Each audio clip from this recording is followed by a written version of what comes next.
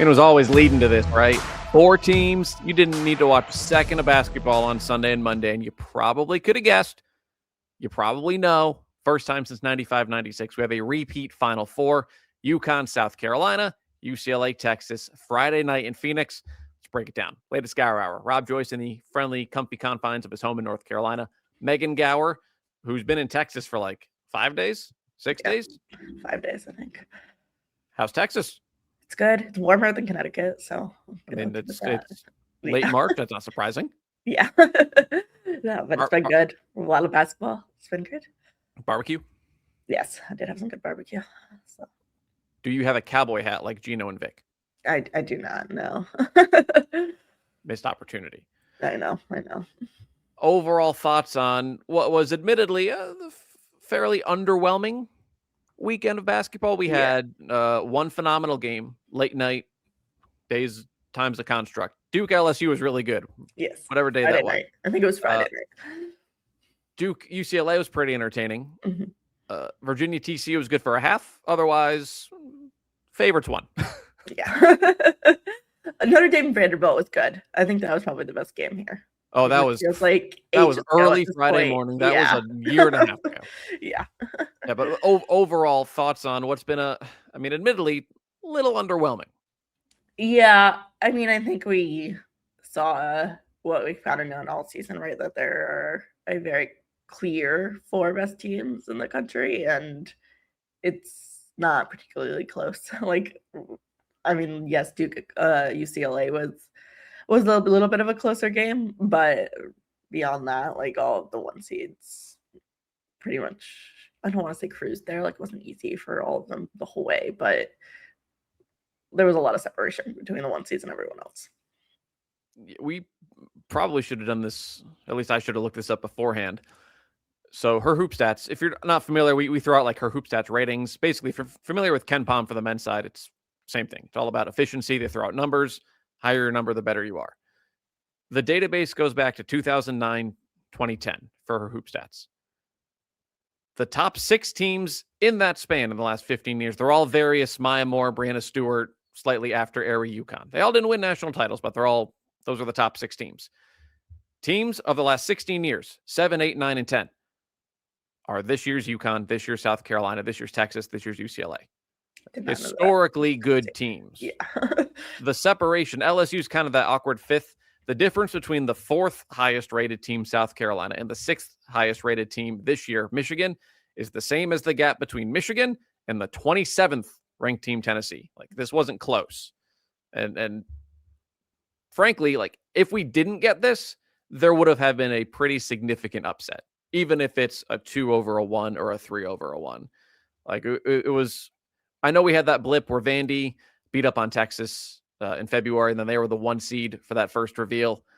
Outside of that 72-hour stretch before Vandy lost to Georgia, we've been looking at this since basically Players Era in November. Yeah. Where do you want to start?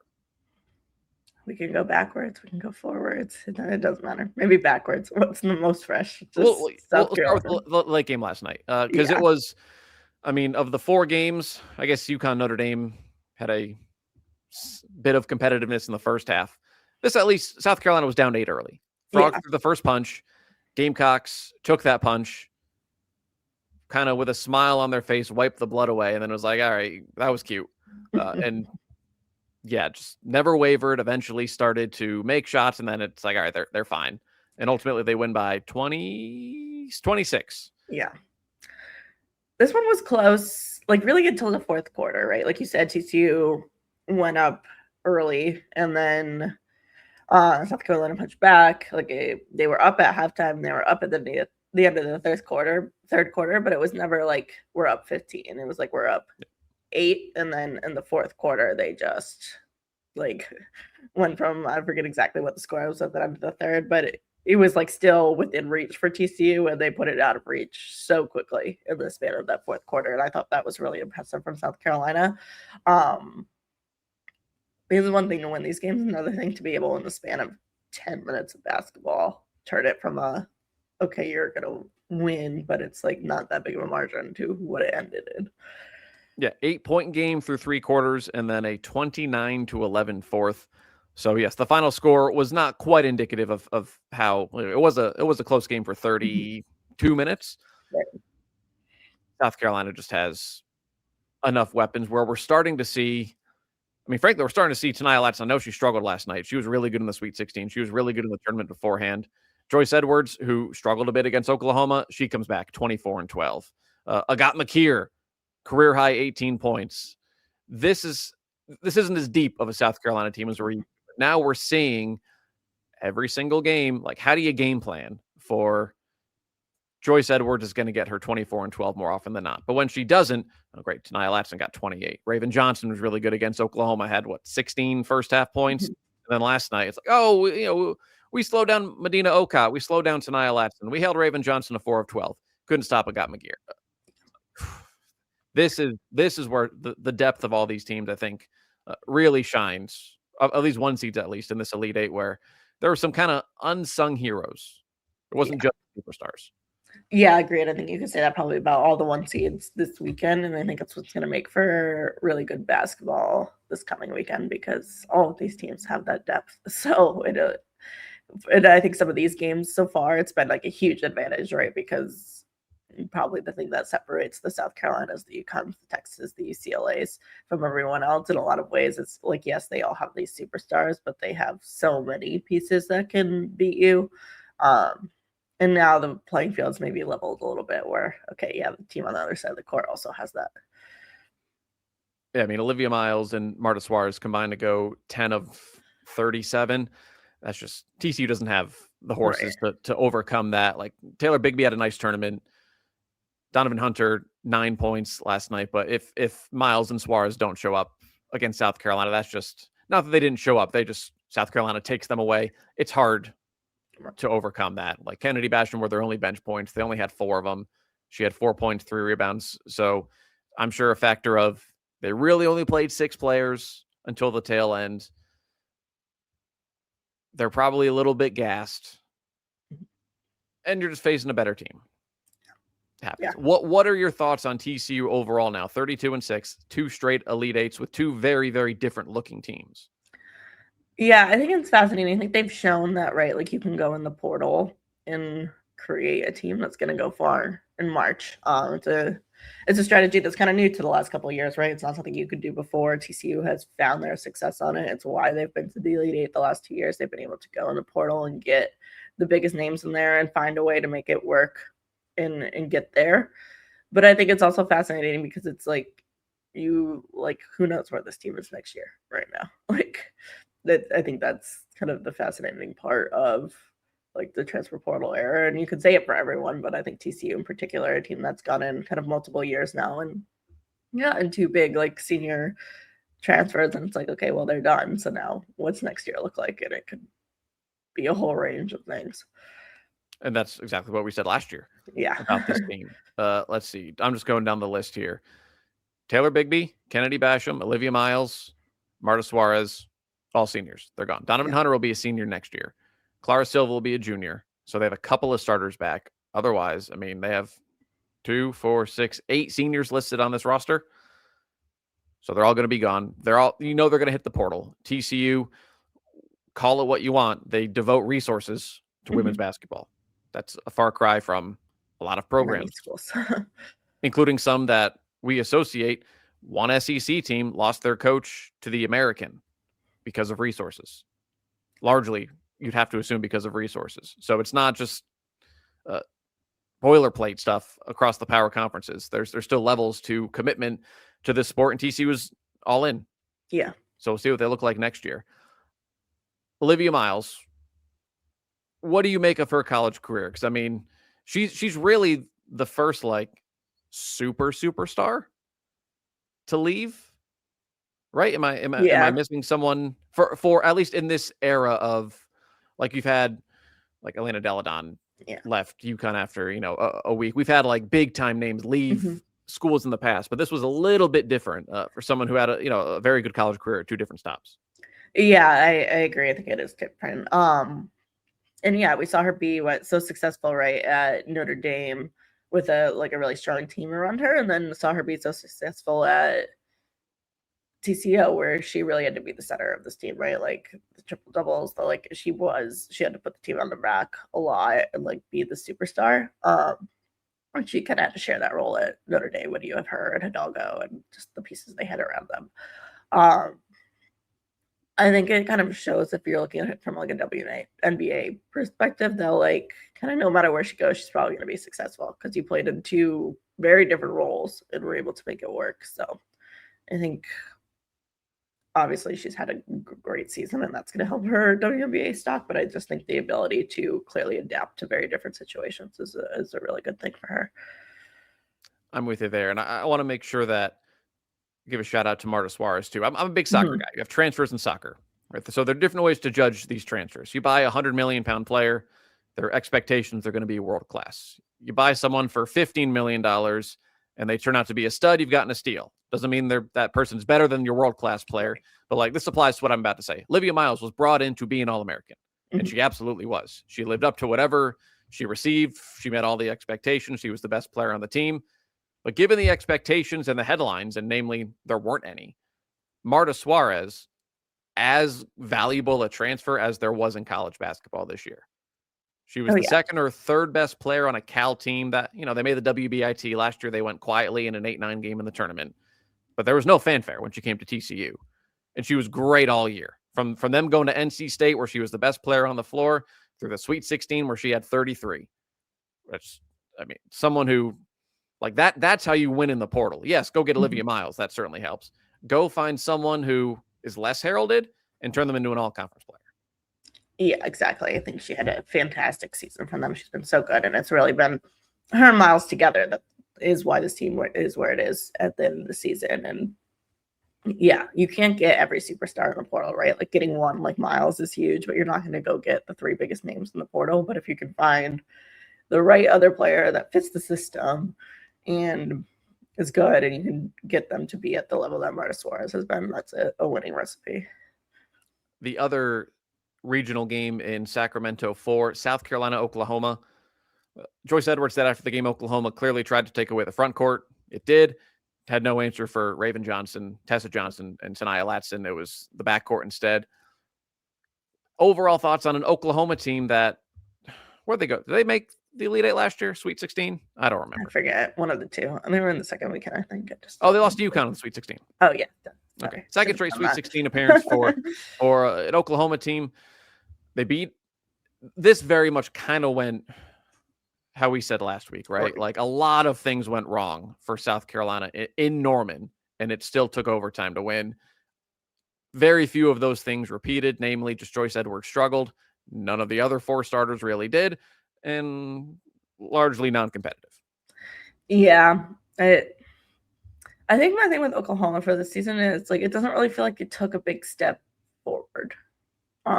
They beat South Carolina once, so I guess that's a bit of a step forward, but it still just feels like they're kind of in that same spot. And they still have Beers. I still feel like, I know they tried to, South Carolina makes it hard, but she just doesn't touch the ball enough. And then you bring in Chavez, who I think has had an interesting freshman season, but how do they take the next step forward? And I don't have the answer for them, but what do you mean by? Oh, I'm sorry. Yeah, what do you mean by interesting? I feel like it's been very up and down, right? She's had games where she's great, but then she has games where she's bad. The shooting is horrendous. And part of that I think will come with maturity when you're there another year. You'll realize when you're going 4 for 15, you would maybe pass the ball. But it just hasn't been consistent. And I think we've come in, maybe this is an unfair expectation, but I think we've started to see that these top freshmen usually come in and are able to contribute more and more consistently, I think, to start. I think it's a little unfair because the players I'd want to compare her to, with the amount of volume that she takes, you would think that she's like a Hidalgo on Notre Dame or a Kamora Johnson for Virginia, where it's her and a bunch of frankly not all conference type players. Yeah. Like Oklahoma has Reagan Beers. Oklahoma has a 5th or 6th year player in Peyton Verhulst. They have Sahara Williams, who's a glue player. They have Zaya Van, who took big strides. So I don't like she has to be more efficient. Right. That's what it is. I looked this up. 102 players from power conferences attempted at least 350 shots this year. So basically 10 a game, give or take. Chavez, out of 102 players, finished 94th in field goal percentage. Only Carly Wenzel at Virginia Tech attempted at least 400 shots of the players before her. Chavez attempted 563 shots this year, 11th most in the country. If you're going to take the 11th most shots in the country, you got to finish higher than the 6th percentile in field goal percentage. Yeah. And I know she's a freshman. She'll mature. That's fine. For this year, that's a lot of shots that you're not giving to someone else on a team that has a lot of offensive talent. So I frankly, I think the strategy for some of these teams was let Chavez shoot however many times she wants. And if we get burned because she has a heater, you live with that. But we're not going to let Reagan Beers beat us. We're not going to let them score 110 points. We're going to let the freshmen take 18 shots, and we're going to hope that 10 of them don't go in. We're going to hope that 5 of them go in. That's probably unfair. She's a freshman, but this is a top 16 team that you said, I agree with you. They didn't really improve from last year, which feels disappointing.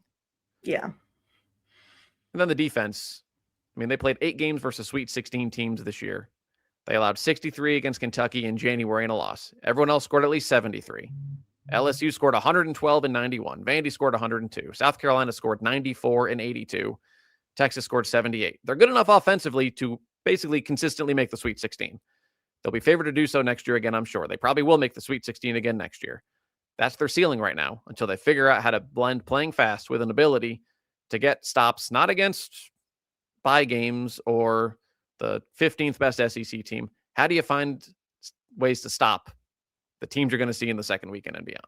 And they haven't figured that out either. Yeah. Until they do so, there's going to be a Sweet 16 team, which that's fine. 300 teams would love that. 330 teams would love that. Right. I have no other thoughts on Oklahoma. Yeah. What about, I forgot about TCU, Virginia. My apologies to the Cavaliers who led by a point at the half. And then I just think you saw 3 close games, not to mention 2 of those games went to 3 overtimes combined. I think you could see the energy leave their bodies as TCU went on that run. And Frogs go on a run and it's like, oh, we got nothing left to counter this. Yeah. I mean, I think that exactly like you said, right? They played in the first 4. So now this is their 4th game instead of their 3rd game. They played overtime. Like, I haven't looked it up, but I guarantee you Virginia going into that game had played the most minutes of any team left in the tournament. And I don't think it's close. I don't even need to look it up.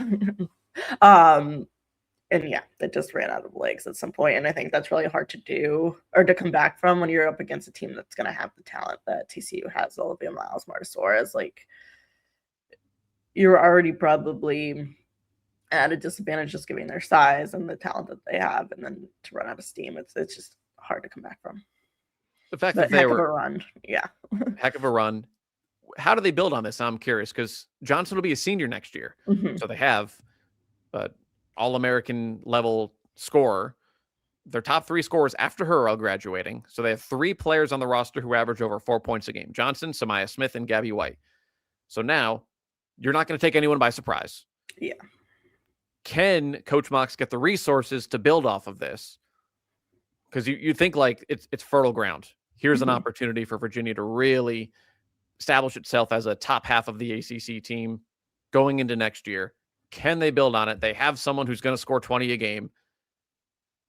This is as much as on the administration, the donors, the NIL, whatever you want to call the people who provide the money.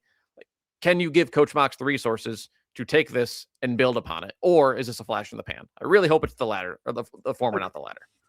Yeah, agreed. I hope that this run shows their administration and the people that need to see it that clearly this team, given the right resources, can go build something that's going to be very successful because they've already gotten to a second weekend in a year that no one expected them to be there. So now if you can go get talent around Johnson that is going to help shape this team for next year. I think this team, obviously, like you said, is not going to take anyone by surprise. Like Virginia, if they get some good pieces, probably a top 25 preseason team that's going to, people are going to expect them to be good. But can you build on that and get back to the second weekend next year?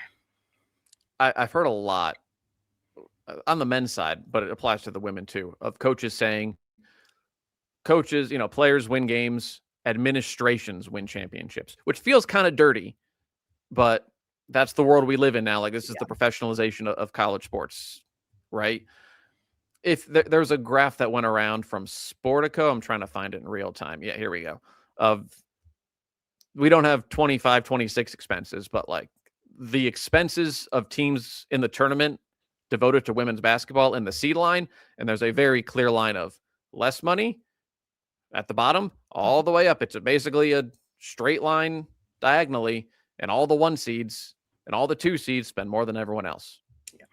That's the world we live in. UConn, South Carolina, and LSU spent the most money. They're 1 and 2 seeds. Texas spent the 5th most money. They're a 1 seed. UCLA spent the 9th, 10th most money. They're a 1 seed. Nebraska spent the 35th most money. They were an 11 seed as the 35th team. These numbers, right, they're not a coincidence. Yeah. So the more you devote, amazing what happens, because all these coaches are good. They're all head coaches at good programs for a reason. If you give them the tools, amazing what can happen. So I hope Virginia builds upon that. That's Sacramento 4, Fort Worth 3. First of all, how's the crowd last night? It was okay. Honestly, for it being Texas in Texas, it was a little bit of a letdown. It was there were a good number of people there, but it was certainly not full. I mean, there's not much to say about the game. Texas opened 9 for 9. They were 11 of 12 in the first quarter. It was a layup line. That's why they were 9 for 9. Mm-hmm. Michigan took tough shots, did not make said tough shots. They were 1 for 12 in the first quarter. And frankly, the only reason it wasn't worse in the first quarter is because Texas committed 6 turnovers, and they wound up winning by, I don't have the final score in front of me, a lot, 77-41. Yeah, it was a great game for me to get work done instead of having to be locked in all the time. But yeah, agreed. It just wasn't close. I think Texas came out, like you said, threw the first punch in the first quarter and just ran away with it. It never felt like Michigan was really going to make a run and come back. No, this is where Michigan certainly took leaps from last year to this year. Mm-hmm. When they played the elite teams, when they played UConn, when they played Vandy, when they played Texas, you got to come out swinging. Right. They put themselves in 15, 20-point holes in the first half. They tried to climb out of it against UConn and Vandy, and they darn near almost did. Never close against Texas. And they had an opportunity. Some of these 1 seeds, South Carolina, a little slow out of the gates. UConn, frankly, didn't play well in either first half this weekend. UCLA was down 10. Texas didn't shoot the ball for a quarter and a half of the game. You got to take advantage when that happens. Because if you don't, like Michigan had a chance to get back in the game. Texas was 4 for 23 shooting in the second quarter and the first half of the third. And eventually they figured it out. And instead of making it a game, it was a 28, 30 point, whatever, 35 point, 36 point loss. Yeah. That's what it takes against these historically good teams. Yeah, exactly. You've got to take advantage of when they have those lapses. And if you can't, it makes it really hard to be in those games. This is not a slight at the other 3 1 seeds. It feels like Texas is playing the best of anyone for the last. This is not a small sample size now. Yeah, I would agree for the last few games here, especially this weekend. I thought Texas looked the best of anyone this weekend. Doesn't mean they're going to go win it all. Any of these teams can go win it all, but they certainly played the best this weekend. And they played the best. Yeah, I mean, okay, UCLA won a Big Ten title by 50, but yeah, Texas played really, really well in the SEC tournament. Took care of business the first 2 rounds. Yeah, they've tough love sometimes works. Vic Schaefer took a lot of guff. I mean, he even walked some of it back after the fact of saying his team after the Vandy game where he said, "This is the softest team I've had in years." Maybe that's just the kick in the pants they needed. Yeah. Because they've looked darn good since. Yeah.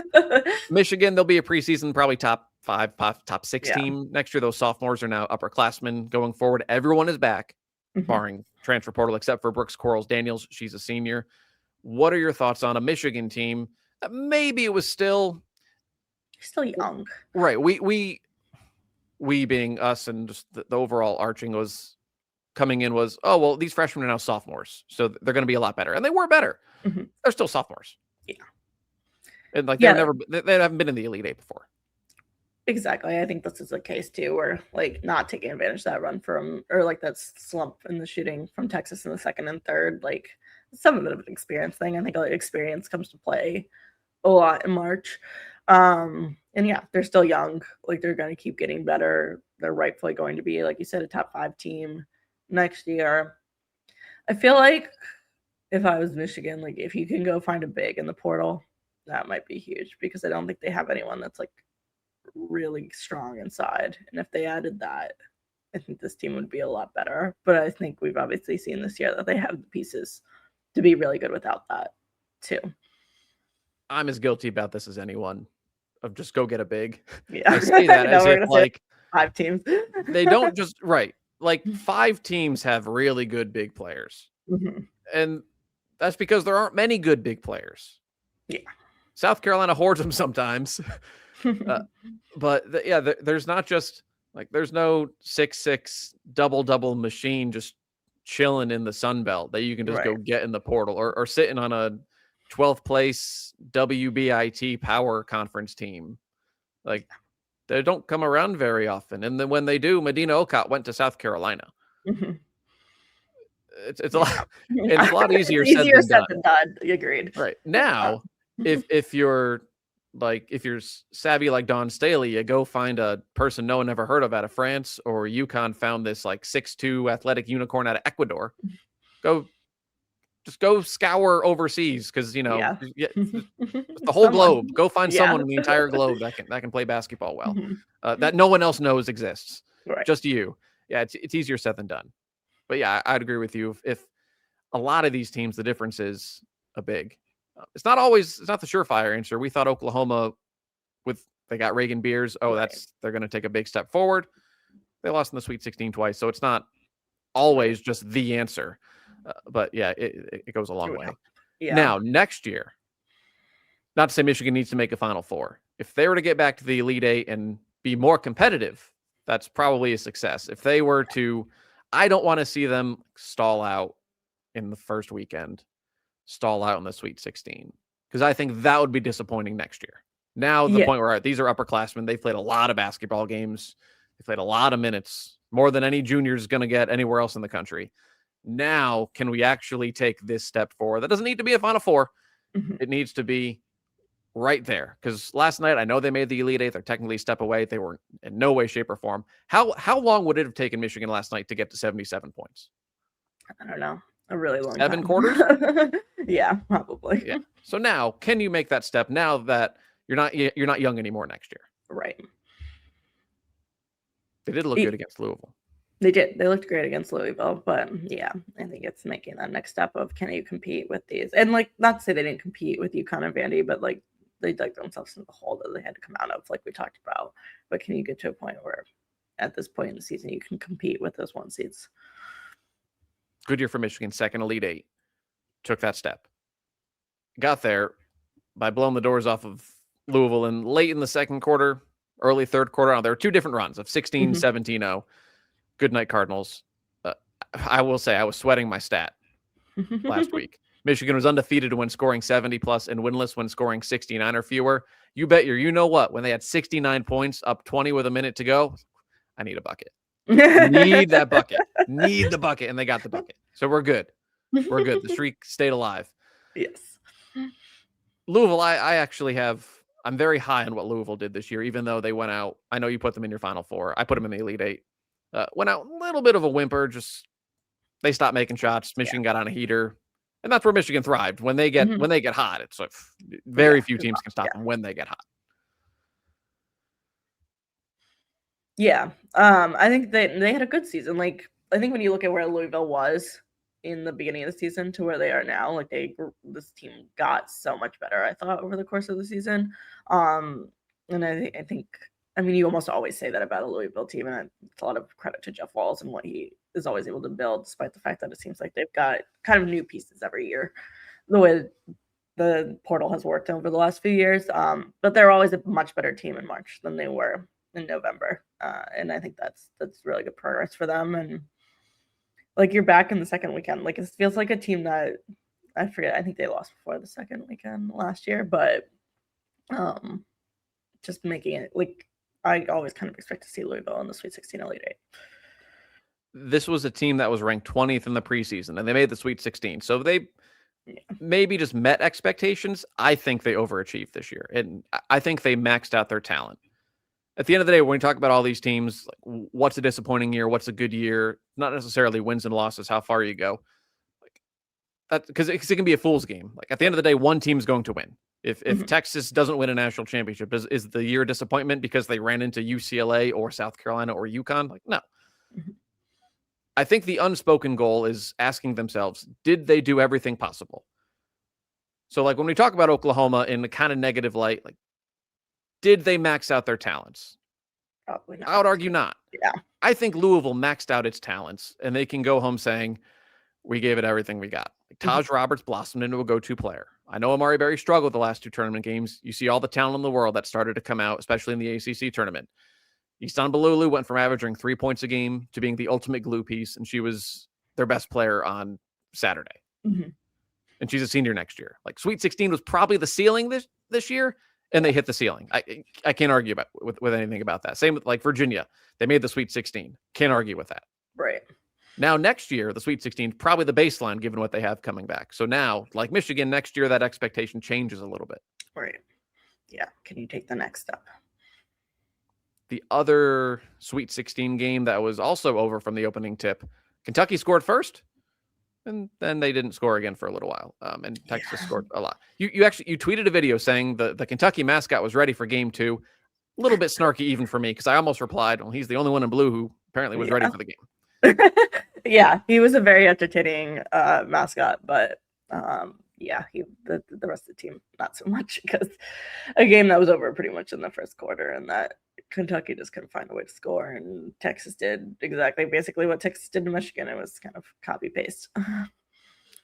Next year will be Kenny Brooks' third year in Lexington. I wonder, it wasn't a complete rebuild because Clara Strachan, she's coming back next year, so she's that piece to build around. But last year you replaced the All-American in Georgia Amore. So you bring in Tony Morgan, you got Jordan Obi back from injury, you ask a little more of Kean Hassett. Well, those 4 are gone. So it's Strack and it's Asia Boone, and that's pretty much it for who played significant minutes. KK Carroll played sparingly. I'm done questioning. I'm not questioning Kenny Brooks given what he's done the first 2 years. It just sounds tiring. That's why I'm not, well, a lot of reasons why I'm not a coach. Just you're rebuilding a roster every single year. Yeah. This will be a third very different looking Kentucky team just with one mainstay in Strack. Yeah, I think that's just the reality of the college basketball world now. It's like a lot of these teams are rebuilding a roster frequently. But yeah, that's exactly what they're going to have to do. And it's like basically at this point too early to say at all what they're going to look like next year, other than obviously Clara Strack is a great piece to be building around. This isn't Kentucky at all. This is not a Kentucky-based point, but isn't there something to look at the Final Four teams of, yes, they've used the portal. AZ Fudd, Sarah Strong, recruited by UConn. Ashton Shade Kickaround, recruited by UConn. Rory Harmon, Madison Booker, recruited to Texas. They complement it with your Kyla Oldacres. But Justice Carlton, recruited there. South Carolina, all those homegrown talent, they complement it with Okot, Tanaya Latson. UCLA, they use the portal a little more, but Rice, Jaquez, there. Bring in Neepkins. I know Betts was a little bit of a different case. You bring in Lauren Betts. There's something here to be said for recruiting still matters. Right. Out of high school, it still matters. The continuity matters. These 4 Final Four teams have largely played together for a number of years now. Yeah, and it's probably a large part of why they're back there. Again, like we've got the same exact 4 teams back there, and that's not on accident, right? Like it comes with the level of talent that they have, but the fact that it's talent that's played together for a long time. Your superstars are homegrown. They're bought into the system. They're bought into the coaching. And I understand there's money involved. So of course, if you're Virginia, I'll just pick a team out of a hat, who hasn't had a whole lot of success. Like, yeah, people are going to call Kamora Johnson and offer her a bag of money. That's just that's not That's Coach reality. Mox's fault. That's the reality of what's going to happen. So if you lose players, there's not a whole lot you can do. I think Kelly Graves, Oregon's coach, even said it this week. If a player is going to go get some money, I can't stop them. So part of it is just kind of the system. But if you can keep players for a number of years, it's, again, there's got to be a line. There's no graph for this one. There's got to be a line between games played and wins, like games together played, right? And how often you win games, especially over a number of years. That is Fort Worth 3. I get them confused. We'll stay in Fort Worth. UConn, Notre Dame. Tell me if I'm wrong. UConn's defense is it's amazing. This is not a UConn defense question. UConn won 2 games fairly comfortably. I feel like they didn't play good. Didn't play well for any of them. Yeah, I thought they played like some of the worst offense we've seen from them all season. And of course, like, some credit to UNC and Notre Dame for that. But yeah, they did not play well offensively, but still won these comfortably. Which I think says a lot about this team and the way that they can. I mean, they haven't won a single one of these tournament games in the same way so far. Like, I think they beat teams in 4 different ways. But I also think when you look ahead to, like, playing South Carolina and hopefully playing like a Texas or UCLA, like, they got to find their offense between now and Friday. It has nothing to do with the rims, is what. Like, I know that, you miss shots. We can get into that in a minute. I thought there were too many passengers. It was in the North Carolina game, 3 players watching Sarah Strong and Blanca. And then, frankly, against Notre Dame, it was like 3.5 passengers staring at Blanca going, "All right, you're going to score, right?" Because we're not. Because, like, even Strong, it was too many passengers, where weekend to weekend, it's going to be very different. Last year, AZ Fudd wasn't any good shooting the ball in the regionals. Makes an elevator 3 against USC. She's the Final Four most outstanding player a week later. Different arenas, different balls, different whatever. So I don't want to compare. And frankly, like, UConn scored 60 points in the first half against Syracuse, the game before the Sweet 16. So you don't want to carry over too much of what happens weekend to weekend. I mean, they have to play better than that Friday, or they're going to get run out of the building. Yeah, no, they absolutely have to play better than they did this weekend to go win a championship for sure. The defense, however, it's not even that they're good. Like, they're a good defense.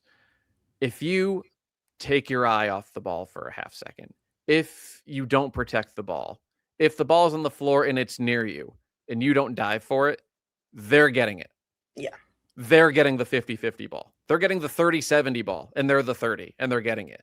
It's just wild. It's 94 feet of, you need to pay attention to what's happening. Yeah.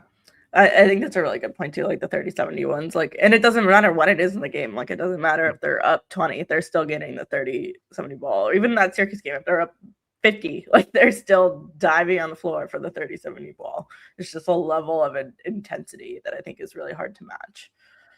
And it's so easy. It speaks to the culture. Like, it's so easy for UConn to go, "I don't need to dive for that ball. I'm up 50. Right. But if you don't dive for that ball, you're going to be on the bench.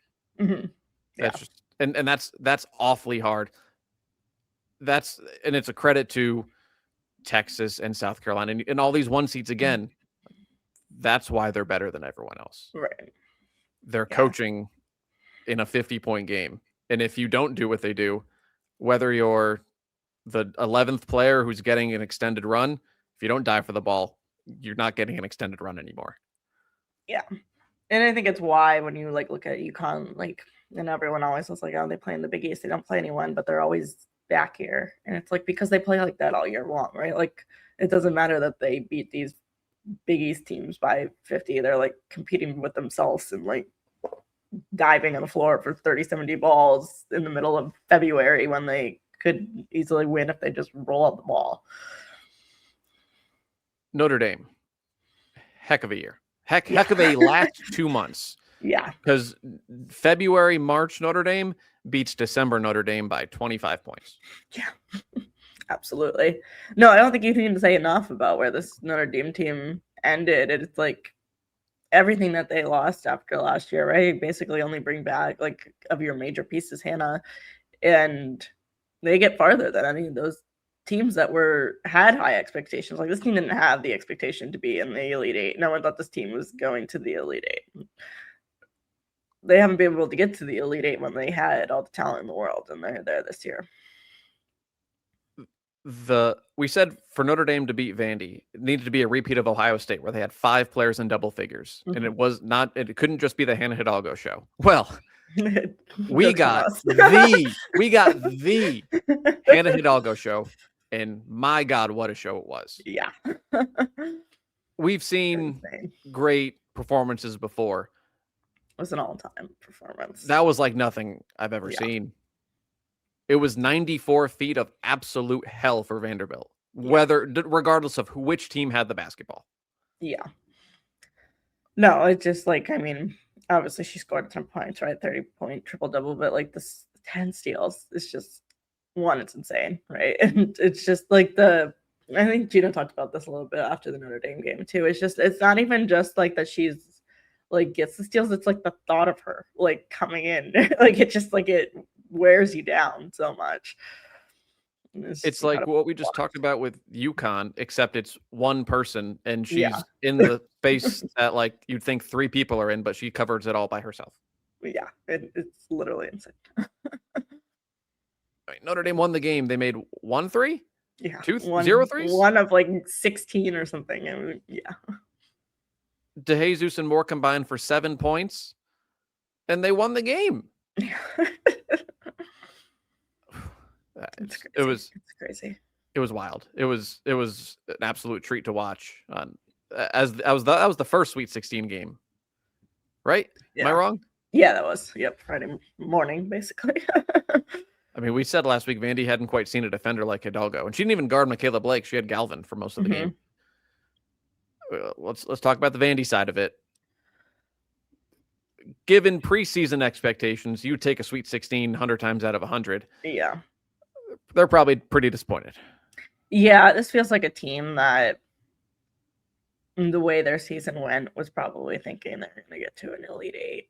Like, you had a shot if you compete with UConn to get to a Final Four. And yeah, I'm sure it feels like they probably came up a little short, but at the same time, I think like it's a great stride for this team, like to be in the Sweet 16, like the season that they had, right? To have been in the top 5 teams, to like have been in that conversation for a number 1 seed. Like this team has taken huge strides forward this season. No matter what round, every team's disappointed in losing. Yeah. Right. The 16 seed is disappointed that they lost to the 1 seed, even though you knew they weren't going to win. Right. 29 wins, 2nd place in the SEC, and you're disappointed that you lost in the Sweet 16. That's a heck of a year. Yeah. Would love that year. If I told Shea Ralph that in October, she'd probably go, yes, sure. Absolutely. Yeah. 29 wins, 2nd place in the SEC. We make the Sweet 16 and we're mad. Yeah. It's a bad day. Like, Michaela Blake's picked a bad day to have a bad day. And it was a miserable day. Open 3 for 17. She got a little swagger early in the 4th. She got to the line plenty, but just 7 of 26. They committed 23 turnovers. A lot of them unforced. I mean, the kind of the defining moment of the game was just she lost the basketball. Yeah. She had light pressure on her, but she just lost the ball on a bad time to lose the ball. It happens for especially a sophomore in her first game. Someone asked me this was like when she was 2 for 19. Like, oh, Blake's is having a bad day. Maybe this is her. She's a sophomore, so it's not perfect analogy, but Diana Taurasi was like 3 for 17 as a freshman in the Final Four, and they lost to Notre Dame. That fueled her. Yeah. Blake still scored 20-something, but she was 7 of 26, committed a lot of turnovers, had the turnover. I think this fuels her. Yeah. Yeah, I think she probably comes back better from this next year. Like, this is the first time you're in that situation. That's a lot of pressure. Yeah, it didn't go the way you wanted, but like you're going to figure it out when you're in that position next year, most likely. How good is Aubrey Galvin? So good. She really struggled at beating a game, as anyone would when Hannah Hidalgo is the main defender on there. Like, there's no shame in that, in the amount that she turned her over the first few possessions. But then I thought her, especially as a freshman, her ability to just like rebound from that and not let her affect her, and then come out and she had some huge shots for them. She kept them in the game for quite a while, I thought. She was so good. Very good year for Vanderbilt. I know it ended in disappointment. I mean, they're All-American, just wasn't in the same galaxy as Notre Dame's All-American. Mm-hmm. That's ultimately the difference in a close game. And that leaves us with North Carolina. I mean, credit the North Carolina defense. They challenged UConn in ways very few have. No clean looks anywhere on the perimeter. Mm-hmm. It was a good thing for UConn. They had Sarah Strong and Blanca otherwise, because everyone else in that first half was one for a lot. Yeah, it was not good. UNC is going to regret going into halftime down 8 because it felt like they played their tails off. Mm-hmm. And UConn played poorly, that's the recipe. We talked about it last week. Part of it is you. Part of it is the other team needs to have an off day. UConn had an off half, and they were still up 8.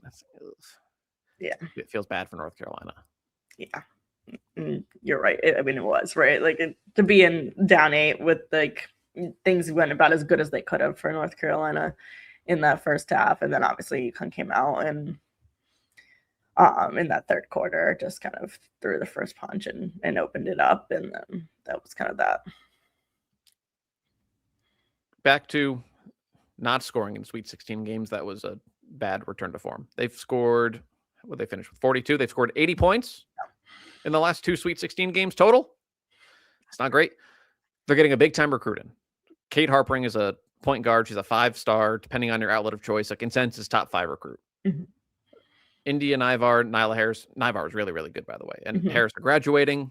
Everyone else is back, barring the portal. I'm interested where North Carolina goes because this is a team, another program that's kind of treading water. Mm-hmm. They're a Sweet 16 team. They're just not ready to take that. They haven't taken that leap yet. Yeah. Maybe getting a stud is. I mean, that's a good start. Mm-hmm. Next year, maybe a year too soon. I don't want to put too much hype on a freshman. But yeah, when is North Carolina going to quite take that next step?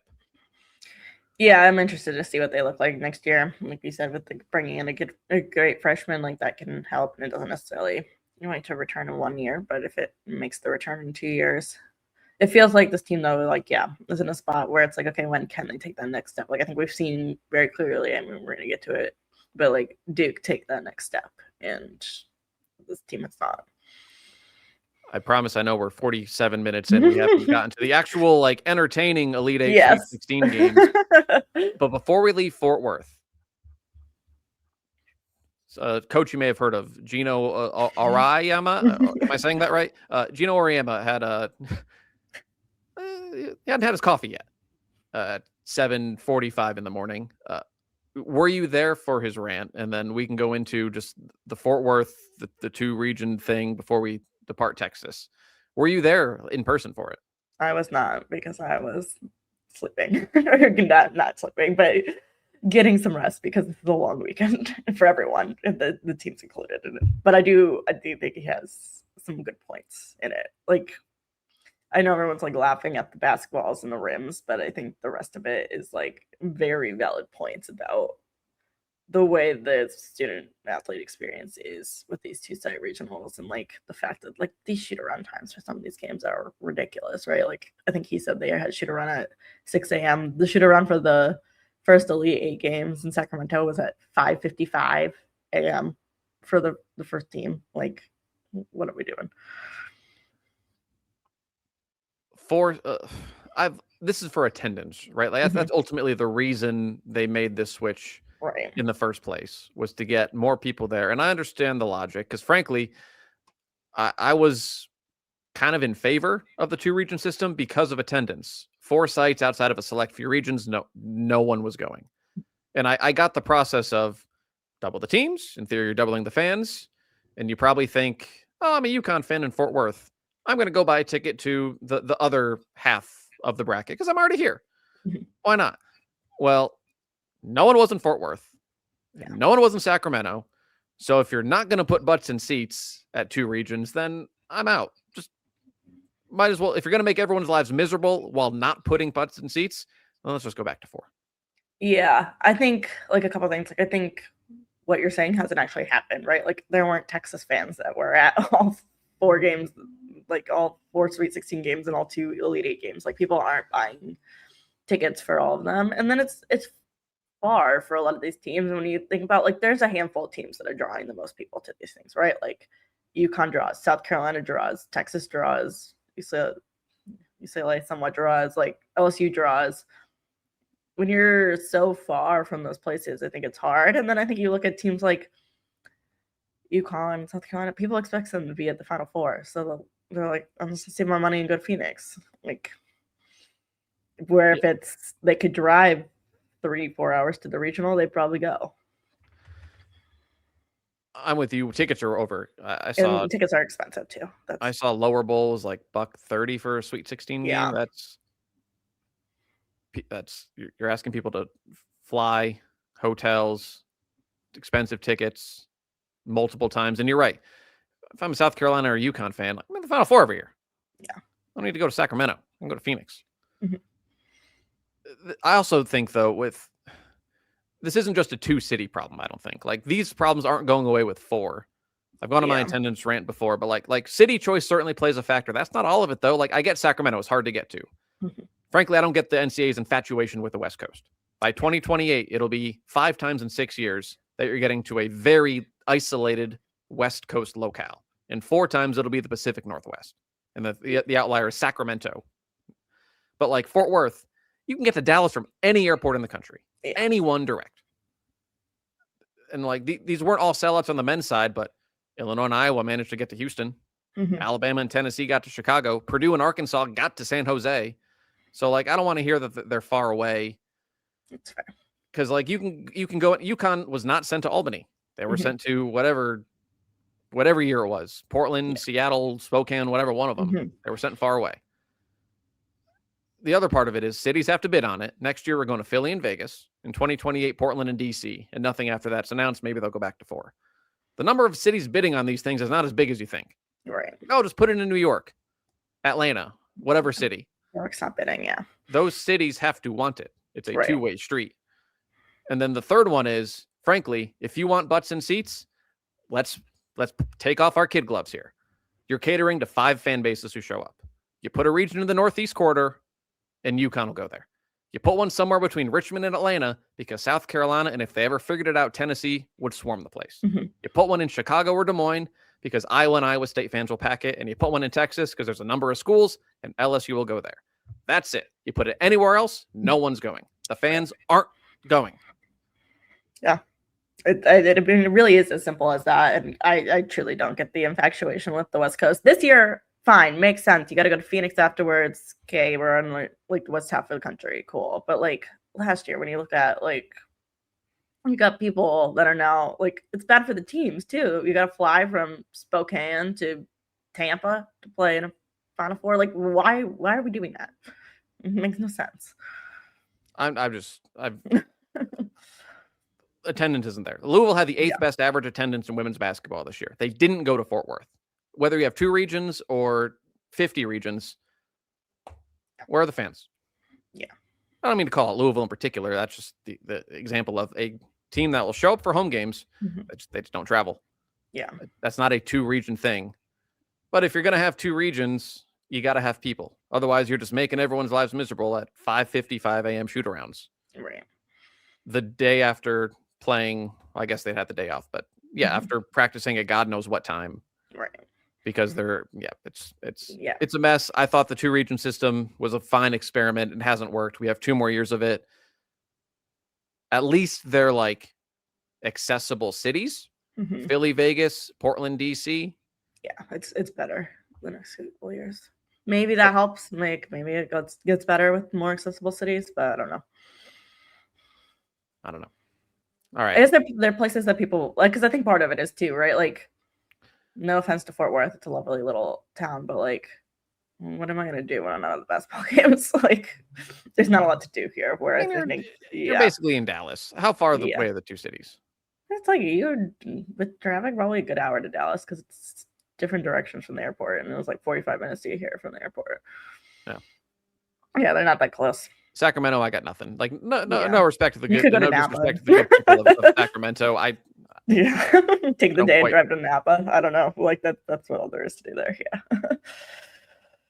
Our apologies to Sacramento, the city, and apologies to the folks who've been waiting 55 minutes for us to talk about probably the best out of games from the Yes. last couple of days. Blue Devils made life awful for UCLA for 2.5 quarters. You've seen a lot against Goliath type teams, though, and which all the one seeds are. It takes 40 minutes to kill a Goliath, maybe 35, because if you're the better team for 25, 30 minutes, and Duke absolutely was, those 10, 15 minutes are the difference. Mm-hmm. That's all it takes. Yeah, I thought Duke had a fantastic weekend, but like, Yep. yeah, like it's just like that, end of the third, fourth quarter, that the talent from UCLA just starts to overwhelm you, and it's happened to plenty of teams this season. There's no shame in it, but Nope. just like we've said about all these one seeds, right? They just have more than everyone else does. 54 paint points to make up for a 2 of 14 day for 3 for UCLA. 19-2 advantage in bench points. So I wonder how much was Duke. They gassed themselves in the first half and threw everything they had, and they ran out of steam. Yeah. I know UCLA shot poorly. I wonder if Duke is 4 of 13 instead of 1 for 13 themselves from 3. Like, how different is that fourth quarter? I know it was a single-digit game for most of until that last minute. Once UCLA took the lead, and in the fourth quarter, it felt like the moment had passed. Yeah, I agree. I felt the same way. Once UCLA went up, I was like, I don't really think they're gonna like let this go. Like, I think they're gonna be fine at this point. How good has Angela Dugalich been for UCLA? Talk about embracing a role, because she was a starter last year. She comes off the bench. She's been fantastic for them off the bench all season long, but I thought it really showed this weekend and just what she was able to do for them. Yeah, she showed up for UCLA. Blanca Quinones for UConn. Who do we mention for Agat McKeer last night for South Carolina? Texas didn't really need Madison Booker's done it herself, and they've blown teams out, but just that depth too. You have Preston coming off the bench. You have Oldacre coming off the bench, who was good last night. These teams are deeper than everyone else. And in the Elite Eight, after you played 30 some odd games, and Duke had a very emotional Sweet 16 game that expends a lot of energy, and it tipped late. Having a third option off the bench that's better than most of the other team starters. That's a nice piece to have. Yeah, exactly. Second, continue. No, I was just gonna say on the flip side for Duke, though, like, I don't think you could probably say more about like what they did this weekend. Like, I thought, like, this is a great way to finish the season for Duke. You can't be mad at the growth from November to March. No, it all came together for 2 months. It finally looked offensively, in particular, like Ashlyn Jackson and especially Tina Mayer. Seniors who had played 280 games. She was so good this weekend. We can put a bow on Duke after we talk. Well, let's talk LSU. I mean, what a game. That was the best game of the weekend by far, without a question. Yeah, I mean, Duke got off to a hot start. LSU makes their run to take the lead in the third. Duke has a big start to the fourth. You're thinking, oh, they're going to run away with this and then, they had 3 straight and ones. They made a 3. They're up 10. LSU claws back, and you're thinking Duke messed this up. Duke royally messed this up until they didn't. And about as dramatic a buzzer beater as one could possibly have. Yeah.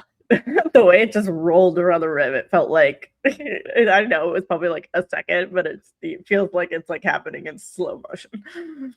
The only thing I can compare it to is the Kawhi game winner that like bounced off the rim 3 or 4 times and then fell in. But yeah, we were a half of a rotation away from just talking about what just Duke folding down the stretch for the second straight year in an elite in the second weekend.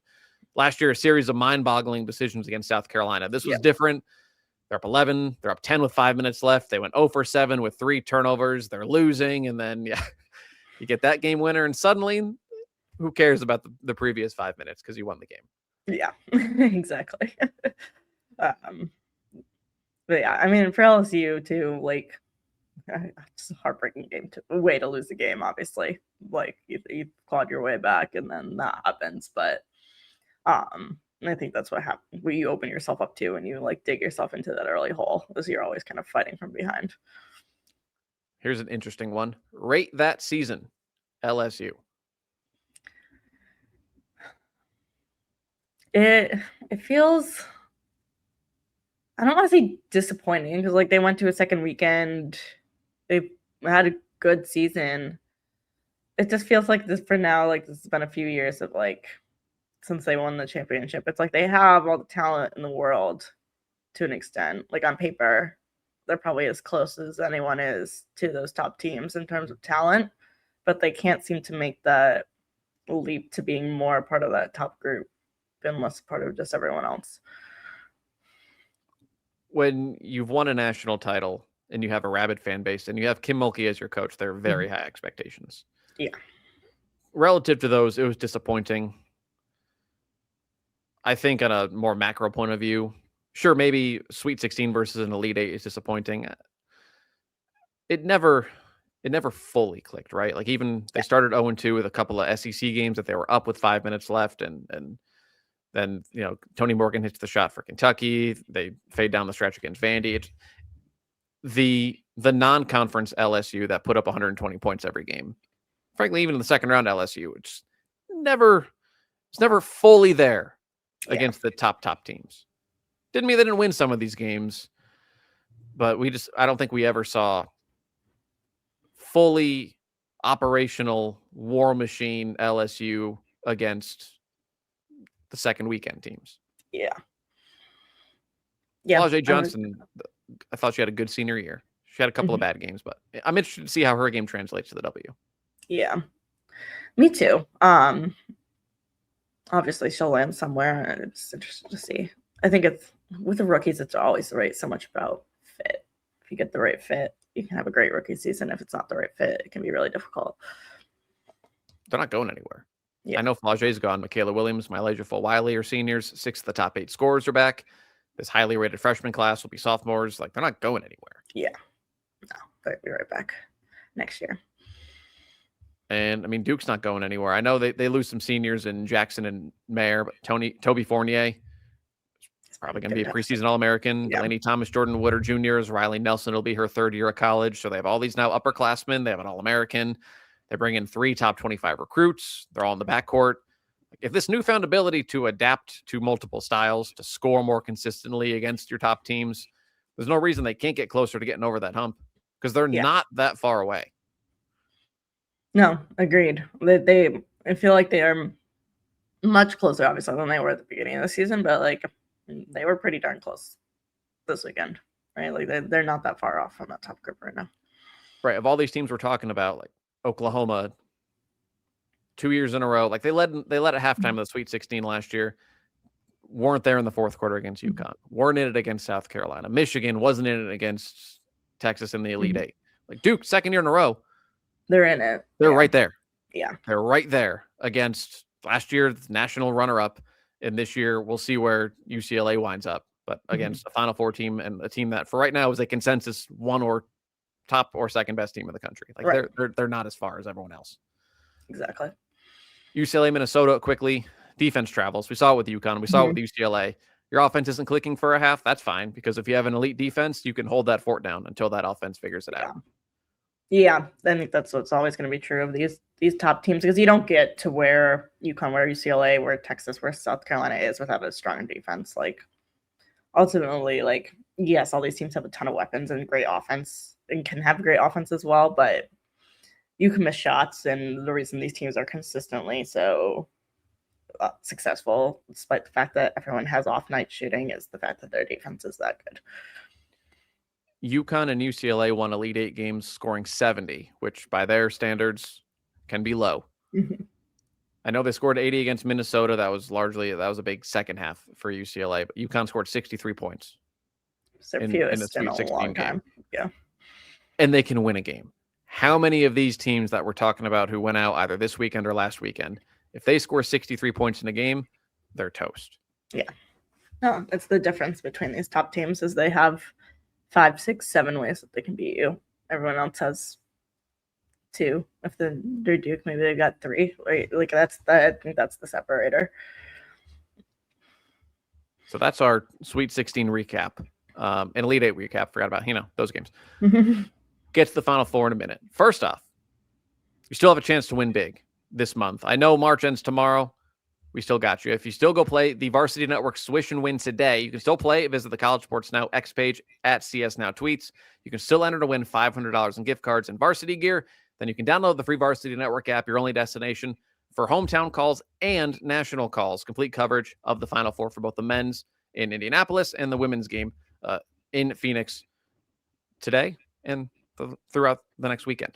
Before we get to the Final Four, very quickly, don't have to go too far in depth, but some portal stuff. What the heck's happening in Ames? Yeah, it's fascinating. I mean, it feels like basically the entire team, other than Audie Crooks, is in the portal. And I don't know. It's kind of mind-boggling. Addie Brown in the portal. Jada Williams in the portal. They lost someone else yesterday too. I don't remember who offhand. But yeah, it's like 8 or 9 players. Yeah, it's a lot. Zam Jones, probably the other at least notable name. I might be missing someone. I don't think I am, but Zam Jones from NC State is in the portal. She had a big tournament. So early on, I know it technically doesn't open until the day after the Natty, a couple days after the national championship game. That's new this year. So it's not complete chaos for another week. Yeah. But we know some players are entering, and that's interesting. Interesting to say the least in Ames. Yeah. I do like this change to not have it open until after the championship, just so that like we can just focus on basketball for the next week, and then like the portal chaos can come later. Yes, this happened shortly after we signed off last Tuesday. Christy Curry from Alabama to South Florida. Interesting. I like saw that not until like the evening because I was working. It wasn't on the internet all day, and was like, wait, what? What happened? I thought it was a fake account. Like, you know, like those like satire fake reporters that are popping up all over. I thought it was fake. Oh yeah, I mean, I feel like you have to double check everything these days. It's like, is this AI or did this actually happen? Very enlightening. Yeah, I think it says a lot about how much Alabama values women's basketball, because you have to imagine there's not a lot of schools that have more money than the University of Alabama. And apparently I knew it was bottom third. I didn't realize it might be last in resources devoted, which is disappointing for a variety of reasons. But it's also, I mean, it says a lot that one, Alabama got to where it is with apparently playing with a hand tied behind its back financially. And secondly, I think it speaks more of your coach who makes the tournament every single year at this point for a program that did not make the tournament for a pretty significant stretch of time before Christy Curry finally got over that hump. And then they made it, they missed it, and then they've made like 4 or 5 straight. That she's willing to leave that to go to, all due respect, they're a very good program, a 1-bid league right now. Yeah. What is a 1-bid league in the American? Yeah. No, I think it says a lot about how much Alabama values women's basketball. And like, no disrespect to USF, like you said, they have a great program. They're a school that clearly does value women's basketball, but that they can offer more than Alabama, I think is just kind of pathetic on Alabama's part. It's almost interesting that she might be under more pressure. Like Alabama, clearly, if you win 20 games a year and make 3 out of every 6 tournaments, like, so you make the tournament every other year, should have that job for life, as long as she wants. USF, they've devoted a lot of money to, again, frankly, a conference where unless you start winning some non-conference games, and they schedule very well, they did this year too, you have a bad half in March, you might miss the tournament, even if you're 28-4, because the American isn't that good right now. Like Rice this year, Rice was 29-5 or whatever, didn't win the American. We're not anywhere close to the at-large conversation. So there's a lot of pressure there. There is a lot of pressure, and you're gonna have to be able to schedule the non-con to get there and get some of the wins. Yeah, you have to win too. Yeah, that's important. And then Carla Berube, Northwestern. I think that's an excellent hire. Yeah, no, it makes a lot of sense. I think for Northwestern, right, you're still like a strong academic school, so like getting someone from the Ivy League that understands that. But then for Carla, I think to be at a program where you have Big Ten money, where you don't have some of the just restrictions that you have in an Ivy League, I'm interested to see like what she builds there. I think it's a perfect fit. Yeah, she's won a lot of games. Yes, in a conference where, it's not. I mean, it's partially the money, but just all the things that come with an Ivy League school. It can be awfully hard to just kind of get that thing going. And I mean, she has them as an at-large team. Yeah. Every year. Year in and year out. Yeah. So I think a home run higher. Mm-hmm. All right. Let's talk big dogs. Final four. Game 1 Friday. UConn for once isn't the second game. Oh, they are game 1. I didn't see that yet. That is they're game shocking. 1. So 7:00 rematch of last year's national championship. You seem happy by that, as if you're not watching both games anyway. I know. I'm just shocked mostly because like when I was like looking at it before South Carolina won, but you're assuming it's UConn South Carolina. I was like, that's going to be the 9 p.m. tip, as if I'm not watching both. I get, but it's just I usually have more work to do after a UConn game than the other game. You know who's happy with that? My grandma's happy. Yeah, UConn, it's not the 9th game on Friday, especially you think it's UConn South Carolina. That's absolutely the late game, but no. Yeah. So rematch of last year's national championship takes on this game. A lot of people are going to compare it to last year. Last year was last year. Yeah, I don't think last year is a good comparison. Like, I think these teams are too different, right? I don't really think you can draw much from last year's game. No. I mean, I think for UConn, I think number one is like they have to play better than they played in the regionals. Like you against Notre Dame and against North Carolina can shoot like they did and have the games that they did and still win because you can hang your hat on their defense. And not that they can't hang their hat on their defense against South Carolina, but like you're going to have to execute more on the offensive end to get a win in that game.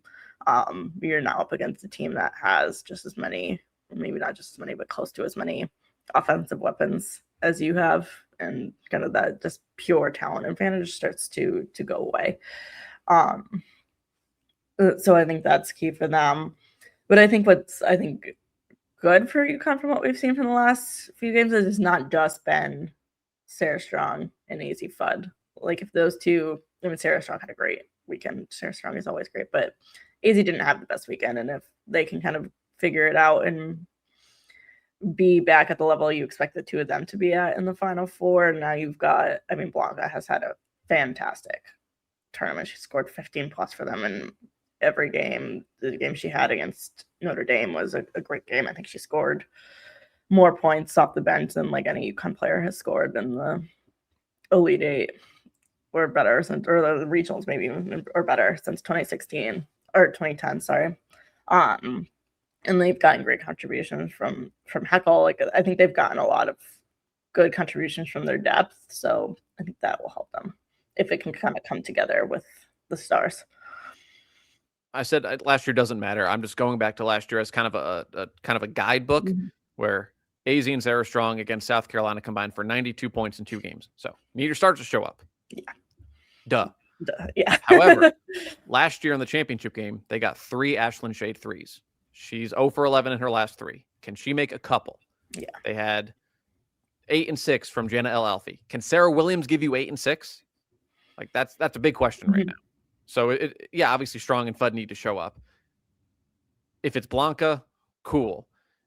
You don't need much. I need more from some of these other players. Yeah. It doesn't need to be 15, 20 points. It needs to be Ashlyn Shade makes 2 threes. It needs to be KK Arnold looks to shoot the ball.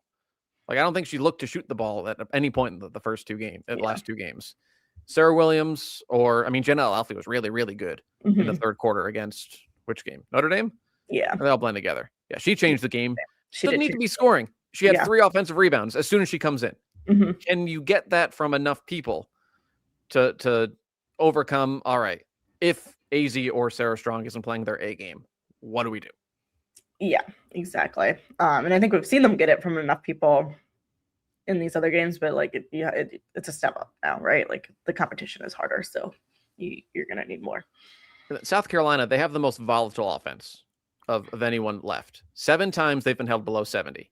They've scored 90 plus 17 times. There's a very wide range of how South Carolina can play. They've seen Texas 3 times. They've seen LSU. They've seen elite defenses. Similar to Texas in that there's a ton of pressure, but Texas, it's a lot of like Raven Johnson gets picked up by Rory Harmon for 94 feet. It's Rory Harmon, but multiplied. Like it takes 30 seconds of effort every single possession. Nothing comes easy. Can you handle that for 40 minutes? South Carolina absolutely can. They also have games where, like, if you don't hit 70, like 7 times is not a small number of times being held below 70. Right. 17 times is certainly a big sample size of scoring 90. There's a lot of in between here where all these other teams, you could probably guess what their point range is going to be. Yeah, I think of these 4 teams, like South Carolina, like you said, is the most volatile. Like I think we've seen the most different probably versions of South Carolina this season than any of these 3 other teams.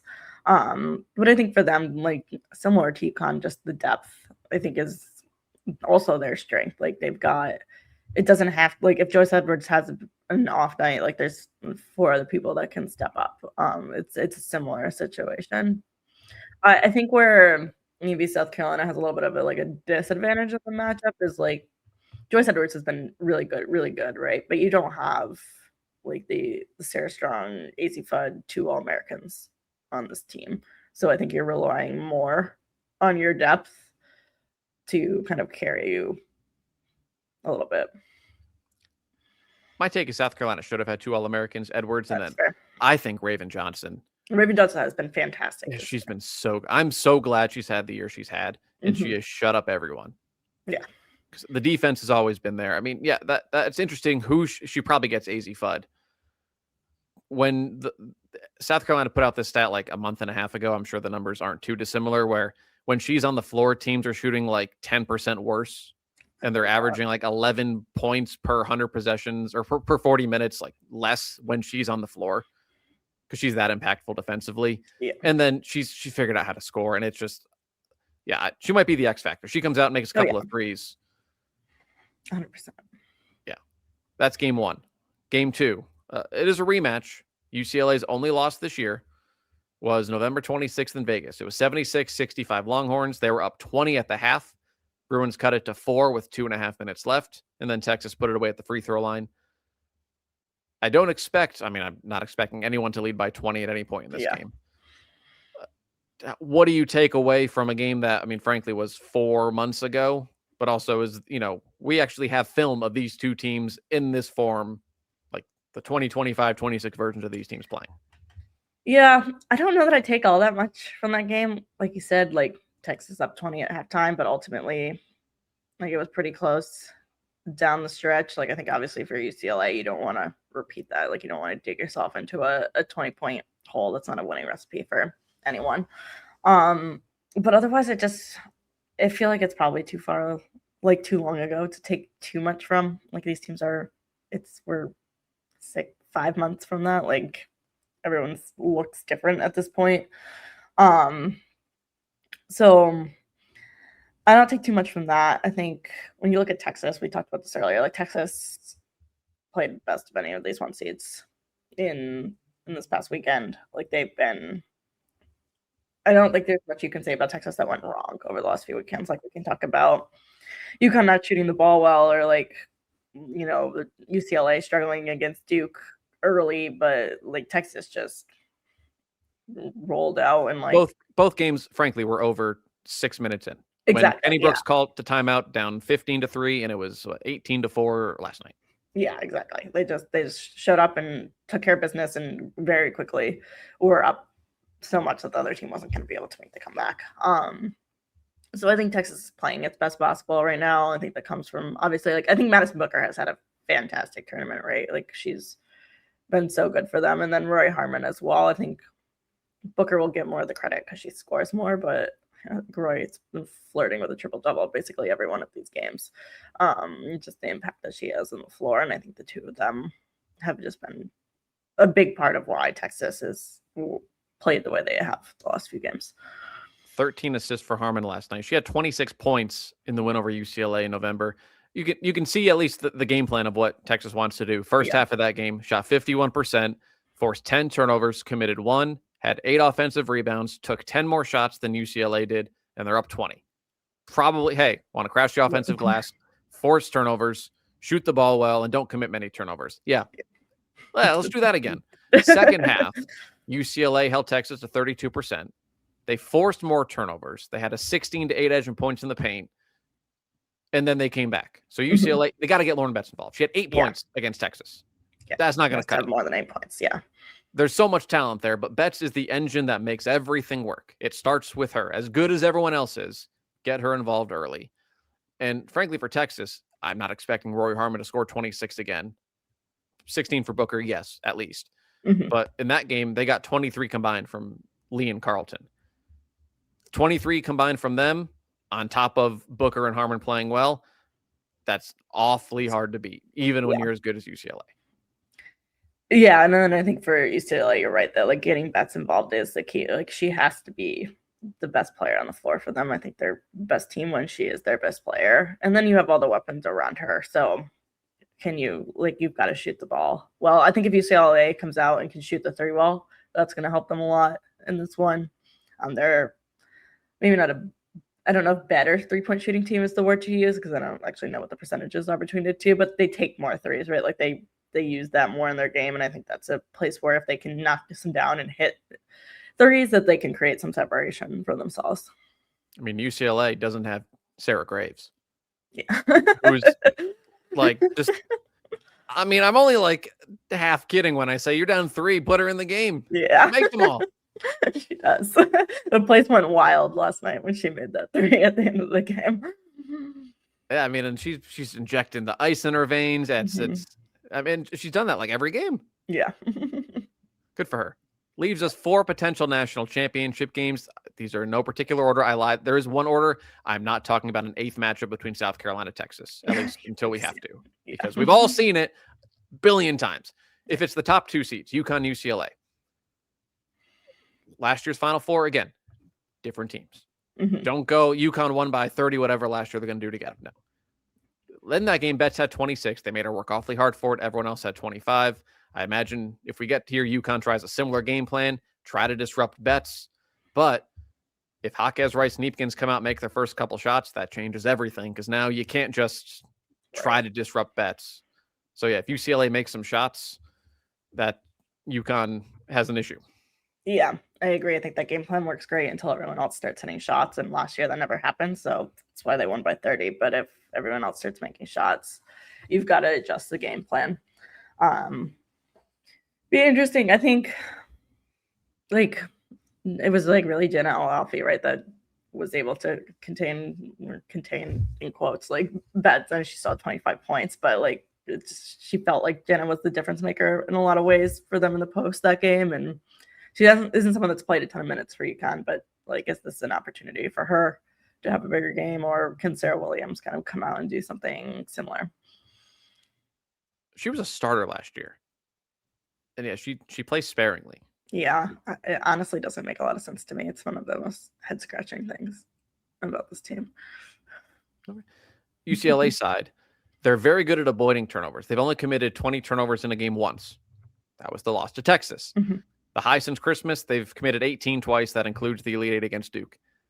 UConn, very good at forcing turnovers. Can't let UConn force turnovers and get easy buckets in transition because UCLA they're not an up and down team. Yeah. They very much like a half court offense. They're 244th in the country in possessions per 40 minutes. Get in the half court. Our defense is better than yours. Our skill players on offense are better than yours. We will show that. UConn, get out and run, live ball turnovers, get easy buckets. And then, yes, we're still better than you in the half court, but we like to get out and run. If UConn gets out and runs, that's trouble for UCLA. Yeah, I agree. It's like you said, it's not the pace that they like to play. If you let UConn dictate the pace of this, I think UCLA is going to be in a little bit of trouble. And plus, you just you can't let UConn get that many easy baskets. Like when they can turn teams over 20 times in a game and get that many easy looks at the rim, it's not a recipe for success. South Carolina, UCLA. Not dissimilar. Again, South Carolina they're not Oklahoma fast, but they're faster than UCLA. Can they speed, not necessarily play an up and down game, can they speed UCLA up? They don't fly up and down the court, the Gamecocks, but can they get some easy buckets? Because if they do, it's not a dissimilar recipe from UConn where they're not flying up and down, but half court game, I'd favor UCLA. Yeah, I agree. I think this is a rare occasion where UCLA maybe has the size advantage. I don't think we see that against not many teams against South Carolina, but I think this South Carolina team, UCLA, probably has a little bit of a size advantage in the half court. And I just think the number of offensive weapons that UCLA has might just outweigh South Carolina a little bit. Okot was really good since she went back into the lineup from like February to March. She had 8 or 9 straight doubles. I'm trying to pull it up in real time because I know she struggled last night. I say struggled. She played 19 minutes. She had 6 points, 6 rebounds, 4 turnovers. Mm-hmm. What did she do in the Sweet 16? She had 9 and 12. She's going to get her rebounds. Yeah. Can she get the 12 to 18 points that she was getting really through the end of the regular season? Or are we getting 8 and 13 against LSU, SEC semis, 2 points, Texas in the SEC championship game, 15 against USC was good in the second round, but like, are we getting 15 points from Okot or 8, 2, 9, and 6? That could be the difference when you're talking like these slim margins. The difference between your 6'6" center against Lauren Betts getting 15 points versus 8, that could be the difference between winning and losing. Yeah, for sure. UConn, Texas. I think the key to this would be, this is maybe in the weeds, foul trouble. Like I can't imagine anyone besides Sarah Strong and Madison Booker guarding each other because I don't know who else is guarding the other person. Like maybe Justice Carlton for Texas, or like, do you throw Shade or like Quinones on? But anyways, like if they guard one another, does one get in foul trouble? Yeah. I think this game probably has the most potential for like the most maybe exciting like one-on-one matchup if you look at those two, right? Because they, like you said, they probably are guarding each other unless someone gets in foul trouble, and then you've got to try to figure something else out. But the two of them like, as a one-on-one matchup would be a lot of fun, but foul trouble could be a thing. And I feel like we've seen UConn have more foul trouble in this tournament so far than they maybe had most of the season, probably just due to level of competition. But like that first game, they really were in foul trouble. Had a little bit of it in the Sweet or the Elite Eight game too. What I've noticed with Texas, they do an excellent job of getting open looks, easy looks inside. Like that first quarter last night. The reason they were 11 of 12, they weren't making fadeaway 19-footers. They were easy shots. They were layups. Themselves up for. They were Madison Booker baseline jumpers, which for her might as well be a layup. Can UConn take Texas out of that comfort zone and make them take shots they don't want to take? And then Texas probably isn't forcing 25 turnovers in this game. Can they react to facing an offense like UConn, who's not going to turn the ball over a ton? So you're not going to get easy looks in transition. You're not going to get a lot of those looks in the half court. How do you react to it's a team that is fundamentally sound, that maybe you can disrupt them, you can be physical with them? Can you slow that down for 40 minutes? This might be the most fascinating one to me, stylistically, of any of the 4 possible outcomes. Yeah, I tend to agree. I think they're kind of different teams. Or if I think of like, well, I mean, we've seen Texas, South Carolina 800 times. That's probably part of it. We just haven't seen it. We haven't seen it. Yeah, I actually think that's probably a big part of it. If it's something we haven't seen. But yeah, it could be an interesting one. You know what we have seen? South Carolina, Texas. Yeah. Save this for last because, again, not that I think it's the least likely to happen. They've played 7 times since January of last year. At this point, what are we going to say about the 8th time? Yeah. Last time it was 14-0 Texas out of the gates. They shot 54%. They were +9 on the glass. They were +7 in points off turnovers. South Carolina made 3 threes. In fact, South Carolina in 3 games versus Texas this year is 9 for 30 from 3-point range. They made 10 in the Sweet 16 alone. So start there for South Carolina. Can you shoot the ball better? Texas has won the rebounding battle in all 3 games. Can South Carolina fix that? Yeah. Start there. Otherwise, they go look at 7 games worth of film. And Texas, Madison Booker wasn't that good last year early on against South Carolina. She was really good the last couple of times. Yep. That's all I got. I can't pretend that there's some magic.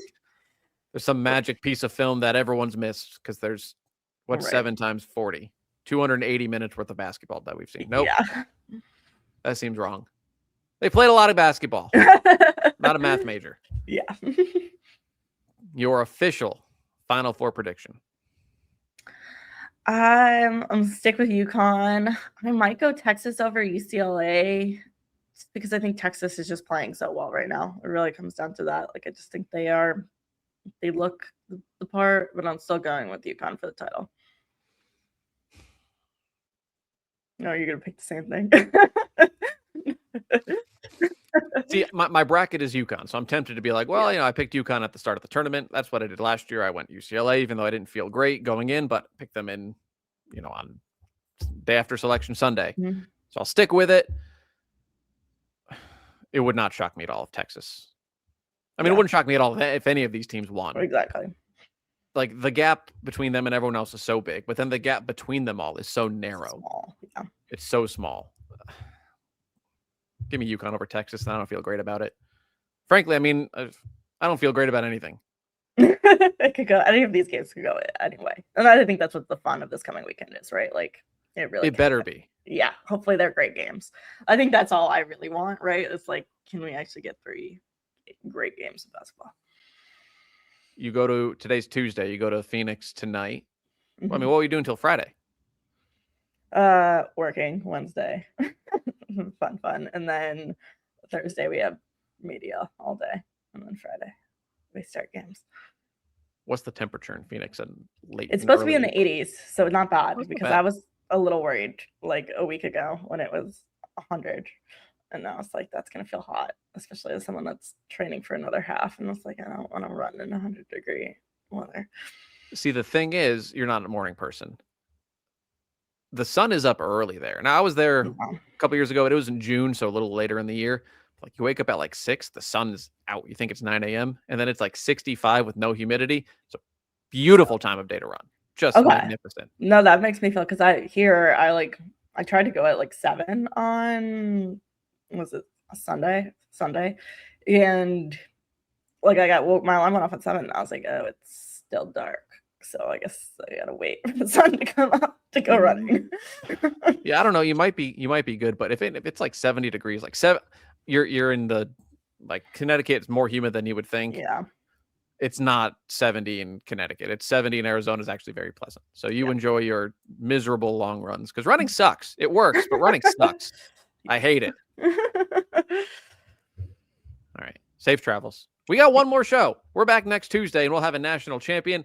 Hopefully the games are really good. Enjoy the games Friday and Sunday. We'll talk next Tuesday to wrap up the season.